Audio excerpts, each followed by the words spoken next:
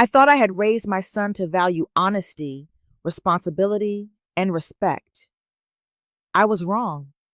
One phone call shattered everything I believed about family, trust, and safety.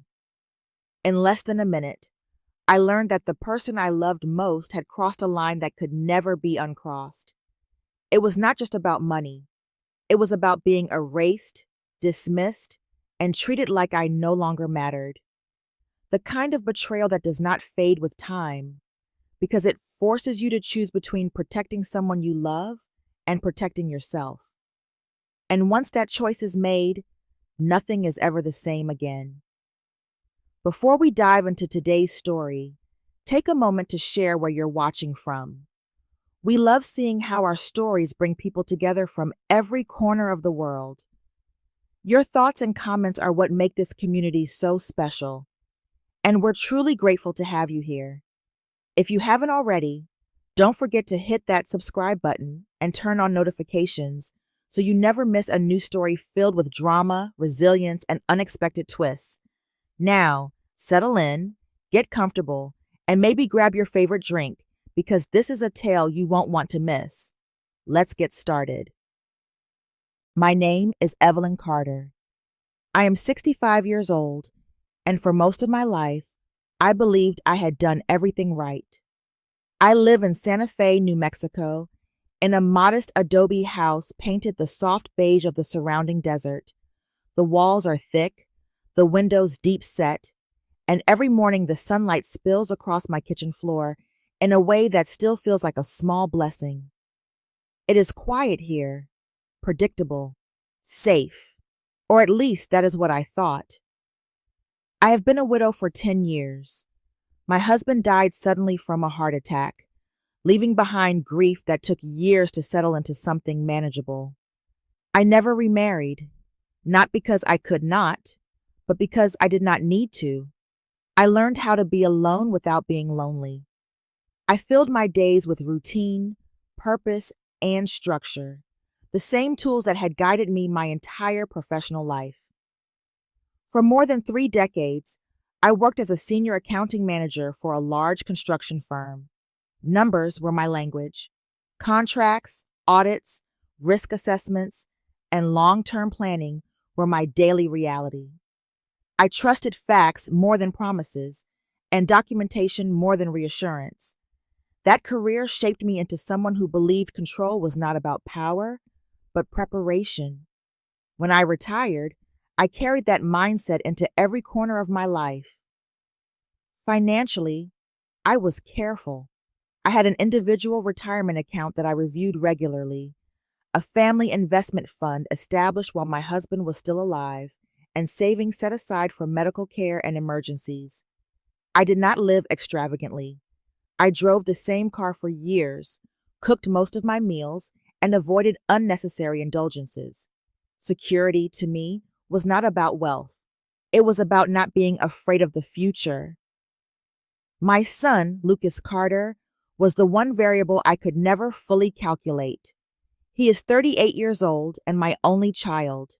When he was younger, I believed he was my greatest success. He was bright, articulate, and endlessly ambitious.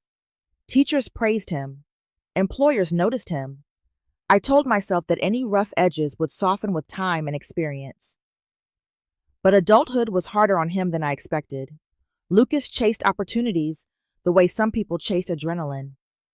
He moved quickly, invested quickly, trusted the wrong partners, and walked away from projects before they had time to grow. Each failure left him more restless than the last. I watched from a careful distance, offering encouragement but refusing to step in and manage his life for him. I believed that rescuing him would only delay his growth. Despite everything, I never doubted our bond. I believed that no matter how far he wandered, I was still home base. I believed that being his mother meant being a place of safety, not a resource to be exploited. I trusted that he understood the difference. At 65, I felt steady. My health was good. My mind was sharp. My life had rhythm. Mornings began with coffee and sunlight. Afternoons were spent gardening, volunteering, or reviewing my finances with quiet satisfaction. I told friends that I had planned for everything that mattered. Looking back now, I understand how dangerous that thought was. I had planned for illness, for loss, for aging, and even for loneliness. What I had not planned for was betrayal. I did not imagine that the greatest threat to my security would come not from the world outside my door, but from the child I had raised to believe in hard work, honesty, and responsibility. At the time, I truly believed my life was settled. I believed the hardest chapters were behind me. I did not know that everything I trusted was already beginning to shift beneath my feet. If you're still watching and starting to sense that something isn't quite right beneath this calm surface, please comment number 1 below so I know you're with me. Because what seemed like care and concern was actually the first crack I chose to ignore. Now, let's move on to chapter 2. The changes began quietly, in ways that felt almost flattering at first. Lucas started calling me more often, sometimes twice a week, sometimes on consecutive days. He asked how I was feeling, whether my hips still bothered me, whether I was sleeping well. After years of his sporadic check-ins, the attention felt like progress. I told myself this was what maturity looked like, a son finally circling back to his mother. Then the questions shifted. He began asking about my finances, but not in an overt or demanding way. He framed everything as concern. He asked how often I reviewed my individual retirement account, whether I had consolidated my investment statements, and if my beneficiary designations were up to date. He spoke with confidence, using language that suggested responsibility rather than curiosity. I answered calmly, even proudly. I had nothing to hide, and I believed transparency was healthy. He brought up taxes next, specifically the property tax assessments tied to my investments and the paperwork associated with my family fund. He asked if I had ever considered streamlining things in case of an emergency. I remember thinking it was thoughtful. At my age, planning ahead felt sensible. When he mentioned that many people my age struggle to keep track of complex documents, I felt a flicker of discomfort, but I brushed it aside. He was not insulting me, I told myself. He was being practical. Natalie was always present during these conversations. She would appear in the corner of the screen during video calls, smiling politely, nodding as Lucas spoke. She rarely interrupted, but when she did, it was usually to clarify a point or suggest an alternative way of organizing things. Her tone was gentle, professional, almost rehearsed. I noticed that some of her questions went a step further than Lucas's, drifting toward control rather than understanding. I noticed, and then I ignored it. There were moments when her words unsettled me. She spoke about long-term capacity, about what happens when people grow older and decision-making becomes difficult. She suggested that having a clear system of authorization could prevent future stress. I told myself she meant well. I told myself I was being defensive because I valued my independence too fiercely. I had built a life around self-reliance, and the idea that anyone might see me as vulnerable was uncomfortable. The first tangible warning came in the form of an email notification. It informed me that my financial account had been accessed from a new device. I paused when I read it, then logged in immediately.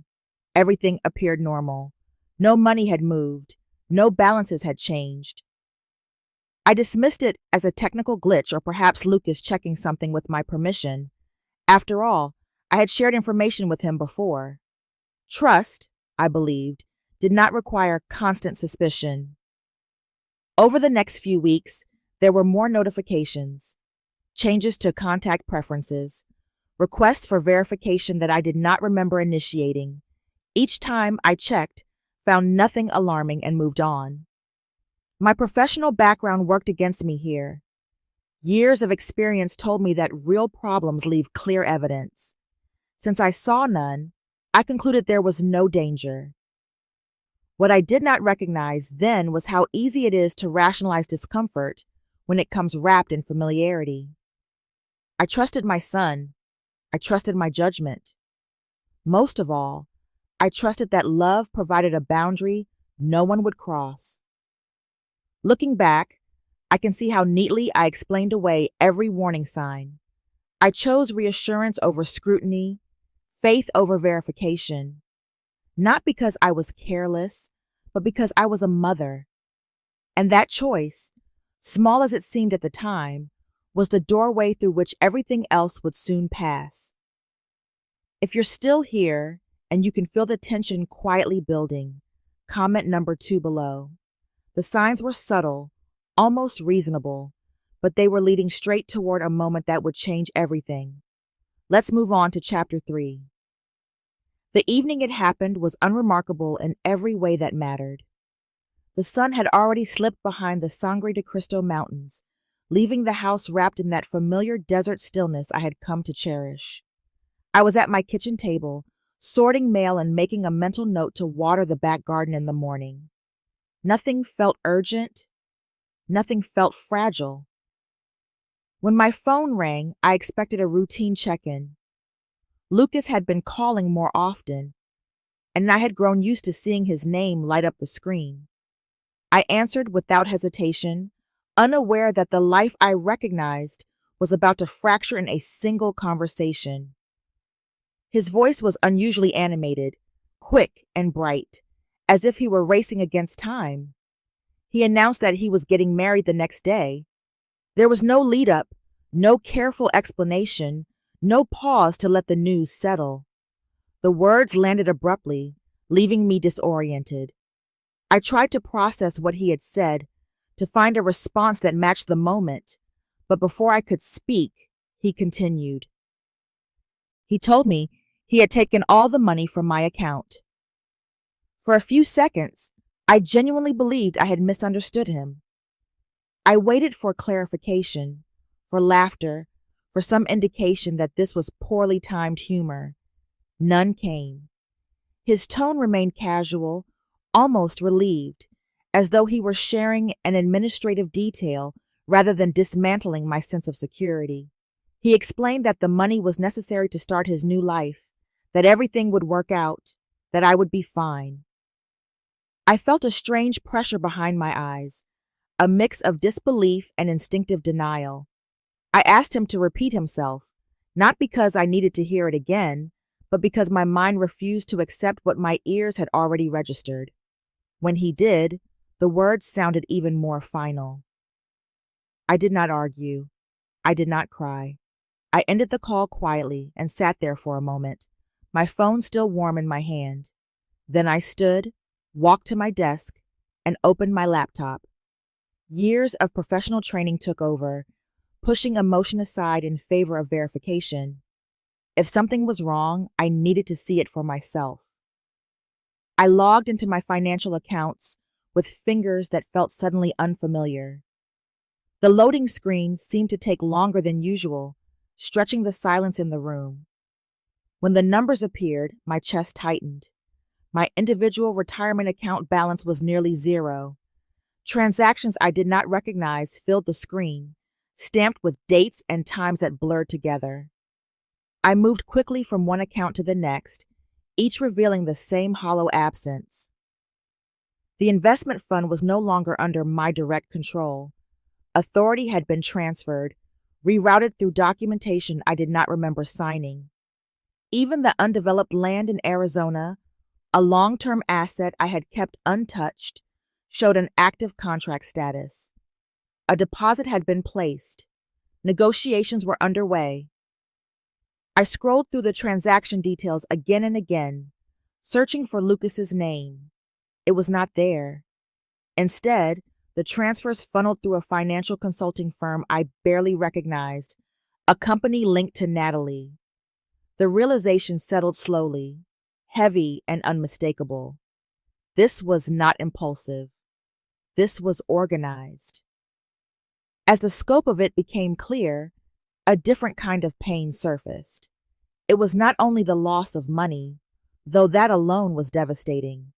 It was the certainty that my consent had been bypassed entirely. Decisions about my life, my future, and my autonomy had been made without me. I had not been included. I had been managed. The house was silent, except for the low hum of the refrigerator. I closed the laptop and sat back down at the table, my thoughts moving faster than my body. I understood then that nothing about this could be undone with a simple conversation. Whatever had just happened was deliberate, and it had been set in motion long before that phone call. That night, I did not sleep. I sat in the quiet, surrounded by a life I had carefully built, knowing that something fundamental had shifted. The trust I had relied on was gone, replaced by a cold awareness that the next step would require more than hope. It would require action. If you're still watching, and that phone call shocked you as much as it shocked me, comment number 3 below.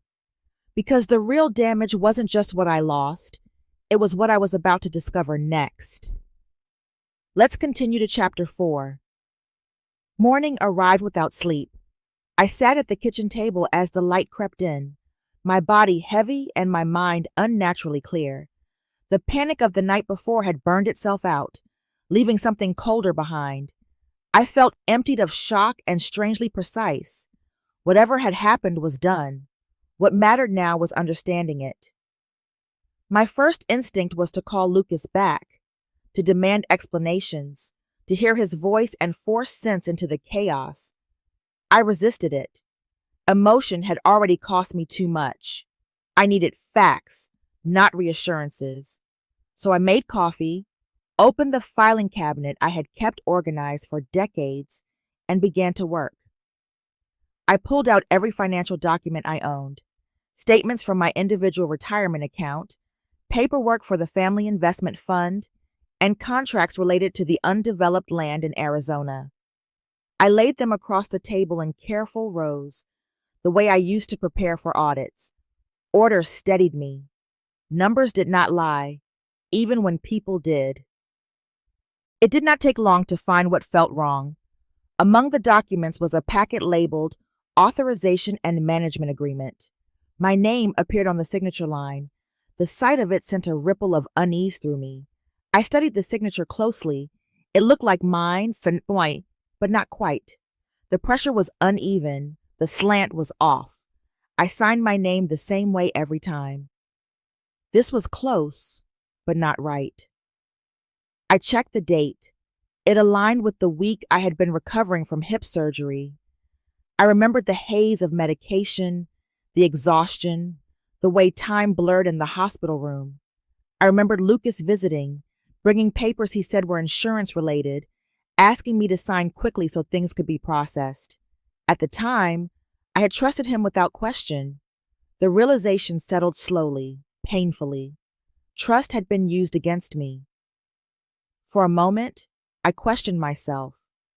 I wondered if my memory was failing, if I had agreed to more than I remembered. That doubt was sharp and unsettling. It was exactly the kind of uncertainty that strips a person of confidence. I recognized it for what it was and pushed back. Confusion did not mean consent. As I followed the trail of documentation, a pattern emerged. Control of my accounts had not been transferred directly to Lucas.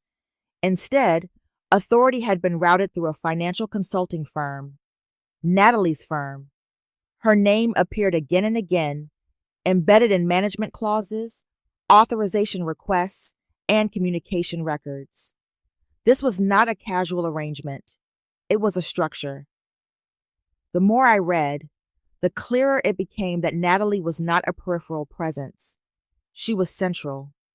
The system had been built to place her between me and my assets, with Lucas positioned as the beneficiary rather than the decision-maker.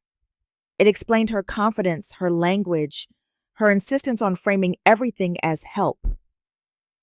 And Lucas had agreed to it. That truth cut deeper than anything else I found. He was not merely misled. He had allowed this. He had accepted a version of events in which his mother was a problem to be managed rather than a person to be consulted. I considered calling the police then and there. The evidence was troubling enough to justify it, but something held me back. Not fear, but strategy. I did not yet know how extensive this was, or how many decisions had been made without my knowledge. Acting too soon could scatter information I needed to understand the full scope. By midday, my grief had settled into resolve. I was no longer reacting, I was assessing. Years of professional discipline returned, steady and familiar. I saw clearly now that I was not powerless. I had records, I had timelines, I had experience. Most importantly, I had crossed a line within myself. The role of unquestioning mother had ended. In its place stood a woman who understood that love did not require surrender. The next step would not be emotional. It would be deliberate. If you're still with me and realizing this was never just a misunderstanding, comment number 4 below. What I uncovered was only the beginning, and soon the story would no longer stay private. Let's move on to chapter 5. Believe that once I had steadied myself, once I had replaced panic with clarity, the worst part would be over. I was wrong. The most painful blow did not come through documents or bank statements. It arrived through a screen dressed as sympathy and shared with strangers. It began with a message from a neighbor asking if I was all right. The tone was careful, hesitant, the kind people use when they are unsure how much someone already knows. Confused, I opened my tablet and followed the link she had sent. What I saw made my stomach drop. Natalie had posted a video to her social media accounts. She did not mention my name, but she did not need to. She spoke calmly, her voice measured, her eyes glistening in just the right way. She talked about love, about family conflict, about how difficult it is to build a future when someone refuses to let go of control. She spoke about an older parent who could not accept change, who clung to money instead of happiness. The implication was clear, and the response was immediate. Comments poured in beneath the video. Some were sympathetic to her. Others were vicious toward the unnamed mother figure she described. I read words like selfish, bitter, manipulative. A few went further, questioning mental stability, suggesting that age makes people unreasonable. Each line felt like a small cut. Together, they formed something larger, something intentional. Within hours, my phone began to buzz. Messages from people I did not know appeared, some thinly veiled in concern, others openly hostile. A few accused me of ruining my son's life. Others advised me to step aside gracefully. I had never experienced anything like it.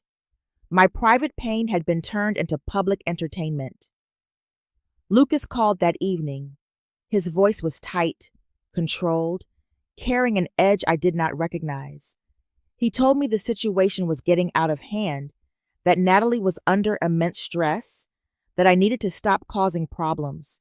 He framed it as concern, but the message underneath was accusation. If I continued down this path, I would be responsible for the fallout. Not long after, the language shifted. He mentioned lawyers. He mentioned the possibility that people might question my capacity to manage my affairs. He spoke as though it were a practical consideration, not a threat, but the meaning was unmistakable. The same doubts I had fought against in myself were now being weaponized against me. For the first time, I understood how isolation works in these situations. I hesitated to tell friends what was happening, afraid of how it would sound, afraid that I would be seen as dramatic or unstable.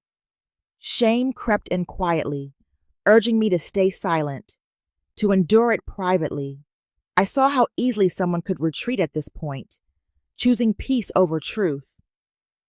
But the more I sat with it, the clearer it became. This was not confusion or miscommunication. This was strategy. Natalie had moved the conflict into the open, reshaping the narrative before I could speak. She had taken my silence and filled it with her version of events, and Lucas, whether out of fear or convenience, had allowed it. Something shifted inside me then. I stopped thinking about reconciliation. I stopped hoping that a calm conversation would undo the damage. I saw that my reputation, my credibility, and my autonomy were all being challenged at once. Silence would not protect me. It would be interpreted as guilt. By the end of that day, I knew the choice ahead of me could not be avoided. This was no longer about recovering what had been taken. It was about defending who I was, and that required more than restraint. It required a decision I had been postponing, one that would change everything that followed.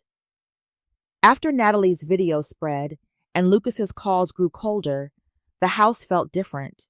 The walls that had always made me feel sheltered now seemed to press inward, holding every thought I tried to escape. I moved through my days quietly, eating little, sleeping less, replaying every moment that had led me here. The attack on my reputation lingered in the air like smoke, invisible but impossible to ignore. I began questioning myself in ways I never had before. I asked where I had gone wrong as a mother, whether I had loved too much or demanded too little. I replayed Lucas's childhood in fragments. School projects spread across the dining table, late-night talks about his dreams, the pride I felt watching him grow into a man I believed was principled. I had always told myself that supporting him did not mean controlling him. Now I wondered if my restraint had been mistaken for weakness. Two paths lay clearly before me, and neither was painless. I could withdraw, stay silent, and allow the story Natalie had told to stand unchallenged. In that version of the future, Lucas and I might still exchange polite messages. I might attend holidays, smile for photographs, and pretend that what had happened was a misunderstanding. The cost would be my dignity, my financial independence, and the quiet knowledge that I had accepted injustice to preserve an illusion of family. The other path was far more frightening.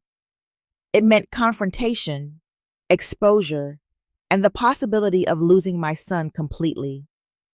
It meant being labeled difficult, vindictive, or cruel by people who would never know the full story. It meant facing old age without the comfort of believing my child would be there for me. That fear settled deep in my chest, heavy and persistent.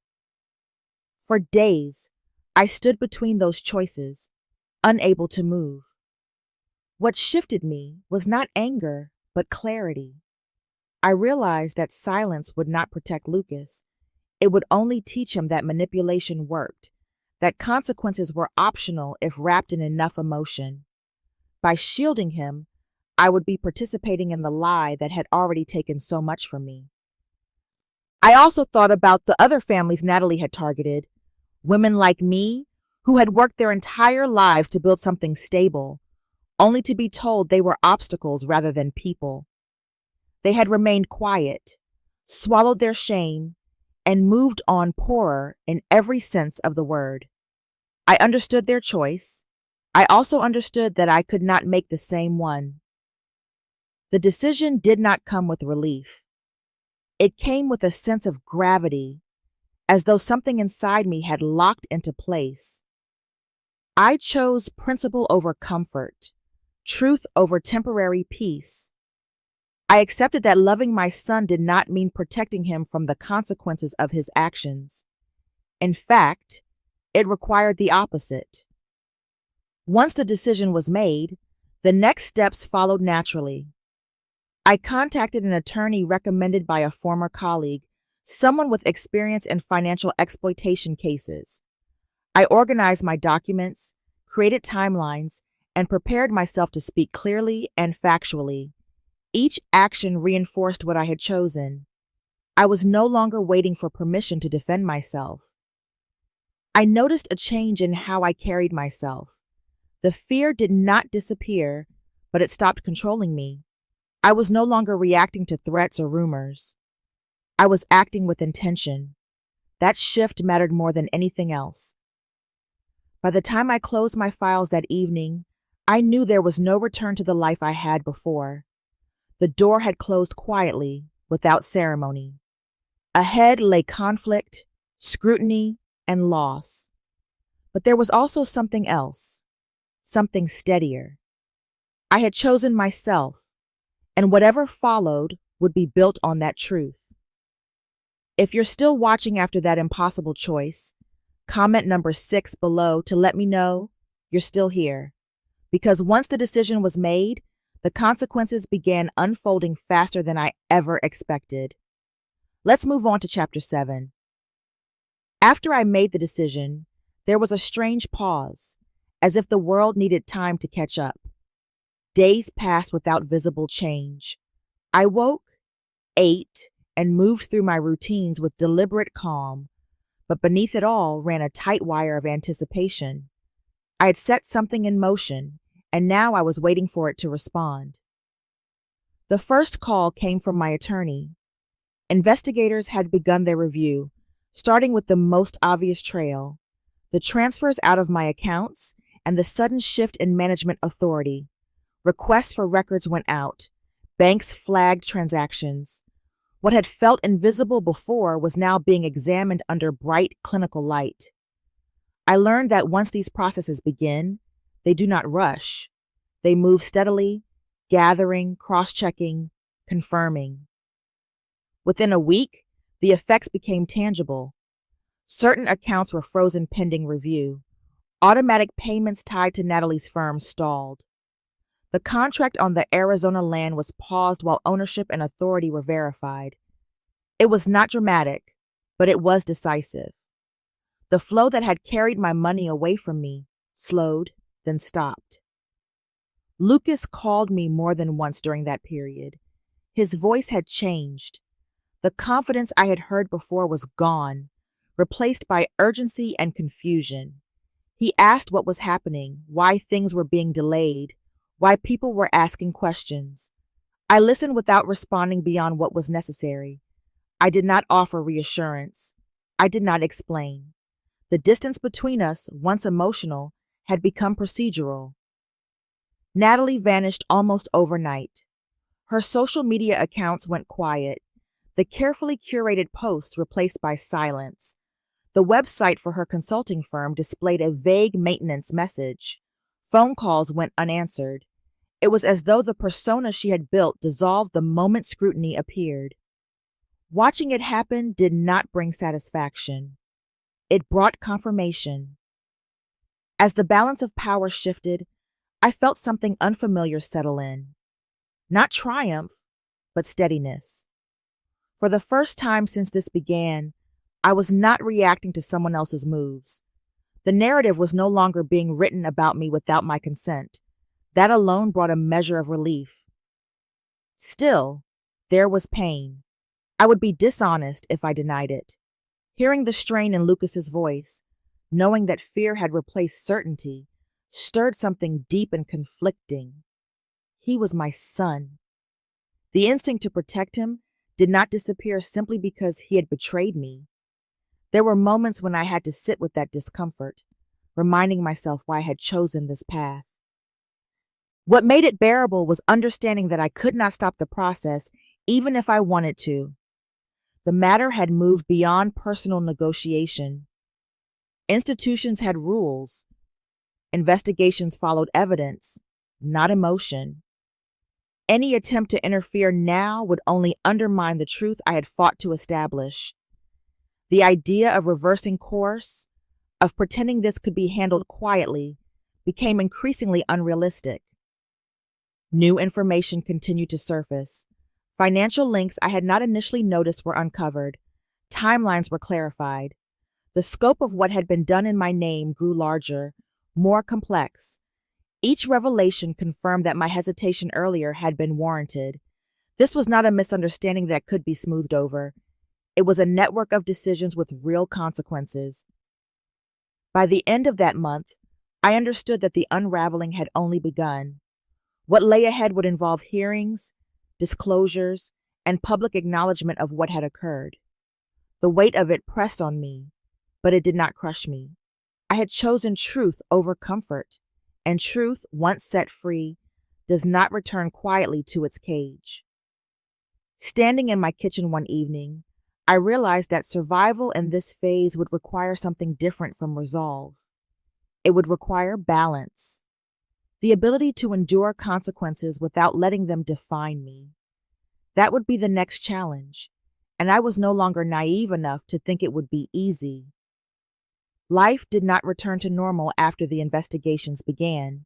Instead, it settled into a different rhythm, one shaped by awareness rather than shock. The days felt quieter, not because less was happening, but because I was no longer reacting to every sound. I had learned, slowly and deliberately, how to breathe inside uncertainty. I rebuilt my routines with intention. Mornings began earlier, not out of anxiety, but choice. I walked the neighborhood before the heat rose, letting movement loosen the tension I had carried for weeks. I returned to small rituals I had abandoned during the chaos, cooking meals instead of eating whatever was easiest, tending to the garden with patience rather than distraction. These acts were not about productivity. They were about presence. The world outside my home did not forget what had happened. A few people knew the details. Others knew only fragments, shaped by rumor and assumption. I felt their curiosity when I ran into them at the market or the community center, sensed the unasked questions lingering in polite smiles. At first, I felt the urge to explain myself, to clarify, to justify. Over time, I realized I did not owe everyone an explanation. Silence, when chosen freely, can be a form of strength. What surprised me most was the support that arrived quietly. Friends I had not leaned on in years checked in without pressing. They listened without offering solutions, sat with me without needing reassurance. Their presence reminded me that isolation thrives in secrecy, not truth. I was not as alone as I had feared. In the space that followed, I began to reconsider what it meant to be a mother. For most of my life, I had equated love with endurance, believing that if I held on long enough, things would eventually right themselves. Now I understood that boundaries were not betrayals. They were definitions. Loving my son did not require me to absorb his mistakes or surrender my autonomy. That realization brought both relief and grief, intertwined in ways I was still learning to untangle. I started speaking about my experience in measured ways, first with a small group of women I trusted, then more openly when asked. I did not dramatize it. I spoke plainly, focusing on choices and consequences rather than blame. Each time I shared, I watched recognition flicker across someone else's face. The knowledge that my story could help another person feel less ashamed gave my pain a direction it had lacked before. As weeks passed, I noticed a shift in how I thought about Lucas. He remained present in my mind, but no longer at the center of every thought. I allowed myself to care without hovering, to remember without reopening wounds. The distance between us was not empty. It was intentional, shaped by the understanding that healing requires space. I was not the woman I had been at the beginning of this story. That version of me believed security was something you could lock into place and forget. I now understood that strength is adaptive. It evolves. It demands attention. I had learned to trust myself again, not because I had been proven right, but because I had faced being wrong without collapsing. There was no sense of triumph in this stage, no clean resolution.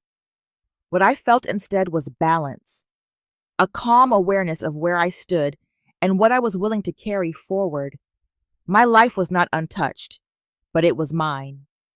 And that knowledge, hard-earned and quietly held, was enough to steady me for whatever came next. If you're still here and wondering how this story truly ends, comment number 8 below. What comes next isn't a perfect ending, but it is an honest one. Let's move forward to the final outcome of this story. By the time the legal process is slowed to a conclusion, there was no sense of drama left in me. What remained was acceptance.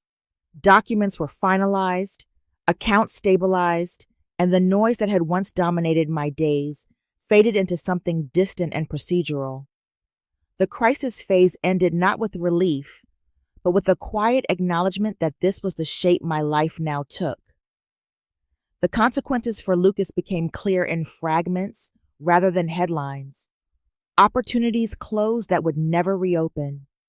Professional relationships dissolved, not with confrontation, but with absence. The future he had imagined for himself narrowed, shaped by decisions he could no longer undo. I did not follow every detail, and I did not need to. Knowing that his life had changed irrevocably was enough to settle the truth of what had happened. The space between us hardened into something defined. We did not speak regularly. There were no dramatic confrontations or tearful reconciliations. Silence took on a different quality, one that felt deliberate rather than accidental. I understood that any connection we might rebuild would have to come later, if at all, and on terms that did not require me to erase what I had learned. What I reclaimed materially mattered, but not in the way I once believed it would. Most of my assets were secured, my financial independence restored. That stability allowed me to plan again, to think beyond immediate defense. Yet the deeper recovery was internal. I had regained authority over my own life, the ability to make decisions without fear of being overridden or dismissed. Still, loss did not disappear simply because I stood my ground. There were moments when grief arrived without warning, sharp and intimate. I mourned the relationship I thought I had, the version of my son I believed would always exist. That grief did not invalidate my choice. It accompanied it. I learned that holding both was possible. I let go of the idea that there would be a moment of perfect closure, a conversation that would resolve everything neatly. No apology could return things to the way they were. No explanation would rewrite the past. Accepting that truth was part of growing older in a way I had not anticipated. It required releasing expectations that no longer served me. What surprised me was the calm that followed. I did not replay my decision endlessly or fantasize about alternate outcomes. I knew, with a clarity that did not waver, that I would make the same choice again. Protecting myself had not been an act of cruelty. It had been an act of honesty. I came to understand that winning was never the point. There was no satisfaction in watching someone else lose, especially someone I loved. The only victory available to me was not abandoning my values when they were tested. I kept my dignity intact. I did not barter my self-respect for peace that would have been fragile and false. Life continued, not as it once was, but as something new. I made plans without apology. I invested time where it was returned with care. I moved forward without pretending the past had not shaped me. As I stood in the quiet of my home one evening, I recognized that this ending, imperfect and unresolved, was still mine, and that was enough to carry me into whatever came next. When I look back now, the story no longer feels raw. It feels settled, like a scar that has finished healing. I can trace every step that brought me here without flinching, not because it did not hurt, but because I understand it. I am not the woman I was when this began, and that change is the quiet truth beneath everything else. For most of my life, I believed love meant endurance. I believed that being a good mother required endless patience, forgiveness without limits, and sacrifice without complaint. What I learned instead is that love without boundaries does not protect anyone. It teaches the wrong lessons. It invites entitlement where respect should live. Loving someone does not mean shielding them from the consequences of their choices. I also learned something essential about boundaries themselves. They are not punishments. They are not acts of rejection. Boundaries are declarations of self-worth. They say, clearly and without cruelty, that a relationship must exist on ethical ground. When boundaries are absent, harm is not an accident. It is inevitable. Age played a quiet but powerful role in this story. There is an assumption woven into our culture that getting older means becoming less capable, less aware, less entitled to control. That assumption is dangerous. Experience sharpens judgment. Time clarifies values. No one loses the right to autonomy simply because they have lived longer. The fear of judgment was real. Society is quick to praise sacrifice and just as quick to condemn those who refuse it. I learned that living responsibly does not always look kind from the outside. Sometimes it looks firm. Sometimes it looks lonely. Choosing what is right rarely comes with applause. What surprised me most was how purpose emerged from pain. When I began sharing my experience, I realized how many people were living with similar doubts, convinced they were wrong for wanting safety and respect. Speaking openly was not about blame. It was about recognition, about reminding others that they are allowed to protect themselves, even when the threat wears a familiar face. If there is one message I would offer to anyone standing where I once stood, it is this: you are not heartless for choosing yourself. You are not cruel for insisting on fairness. You are not obligated to disappear so someone else can remain comfortable. I sit in the same house now, under the same desert sky. The light still moves across my floor each morning. Everything looks familiar, but nothing is the same. I carry my past with me, not as a burden, but as a measure of what I survived. I did not lose my humanity by standing my ground. I found it. Some stories do not end with celebration. They end with clarity. They remind us that life rarely rewards silence, and that peace built on self-erasure is never real peace. True resolution comes when we choose honesty over comfort, dignity over approval, and responsibility over fear. Boundaries are not walls meant to divide, but lines that protect what still deserves to live with integrity. Pain, when faced directly, does not weaken us. It refines us. It teaches us that survival is not about winning arguments or preserving appearances, but about refusing to abandon ourselves when it matters most. Many people carry similar struggles quietly, believing they must endure in order to be loved. But respect is not something we earn by suffering. It is something we claim by standing firm. Choosing yourself is not the end of love. It is the beginning of truth. Thank you for listening until the end. If this story resonated with you, please share your thoughts in the comments and consider following and subscribing to support more stories like this.